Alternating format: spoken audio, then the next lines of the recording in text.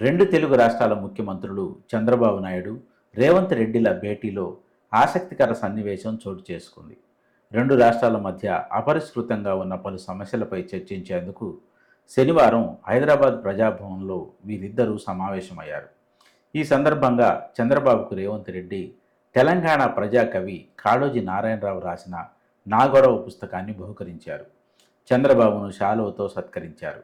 మరోవైపు రేవంత్ రెడ్డికి చంద్రబాబు వెంకటేశ్వర స్వామి చిత్రపటాన్ని అందించారు. అయితే ఎవరూ ఊహించని విధంగా రేవంత్ రెడ్డి నా గొడవ పుస్తకాన్ని చంద్రబాబుకు అందించడమే ఇప్పుడు రెండు తెలుగు రాష్ట్రాల్లో హాట్ టాపిక్గా మారింది. అసలు కాళోజీ నారాయణరావు రాసిన ఆ పుస్తకంలో ఏముంది? రేవంత్ రెడ్డి ఆ పుస్తకాన్నే ఎందుకు ఇచ్చారన్న చర్చ జరుగుతోంది. తెలంగాణ ప్రజల కష్ట నష్టాలపై పోరాడిన ప్రజాకవి కాళోజీ. నా గొడవ పేరుతో ఆయన వెలువరించిన ఈ కవితా సంకలనం తెలంగాణ ప్రజల్లో చెరగని ముద్ర వేసింది. తెలంగాణ ఉద్యమానికి ప్రతిధ్వనైంది. నా గొడవ కవితా సంకలనంలో సమకాలీన సమాజంలో జరుగుతున్న పరిణామాలను ప్రస్తావించారు.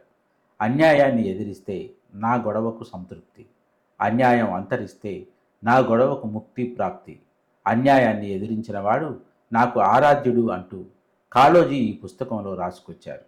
ఈ అపురూప కవితా సంకలనాన్ని ఇప్పుడు రేవంత్ రెడ్డి చంద్రబాబుకి ఇచ్చారు. తెలంగాణ సమస్యల పరిష్కారంలో రాజీ పడేది లేదన్న సంకేతాన్ని ఇవ్వడానికే ఈ పుస్తకాన్ని బహుకరించారన్న ఊహాగానాలు వినిపిస్తున్నాయి. గతంలో రేవంత్ రెడ్డి చంద్రబాబు నాయుడు నాయకత్వంలో పనిచేశారు. ఆయన సహచరుడుగా ఉన్నారు. ఇప్పుడు రెండు తెలుగు రాష్ట్రాలకు ఇద్దరు ముఖ్యమంత్రులయ్యారు. ఈ నేపథ్యంలో ఇద్దరి మధ్య ఉన్న సాన్నిహిత్యం వల్ల రేవంత్ రెడ్డి ఉమ్మడి అంశాల పరిష్కారంలో రాజీ పడతారేమోనన్న అనుమానం కొద్ది మందిలో ఉంది. ఈ అనుమానాన్ని పటాపంచలు చేసేందుకే రేవంత్ రెడ్డి ఇలా చేశారన్న వాదన వినిపిస్తోంది.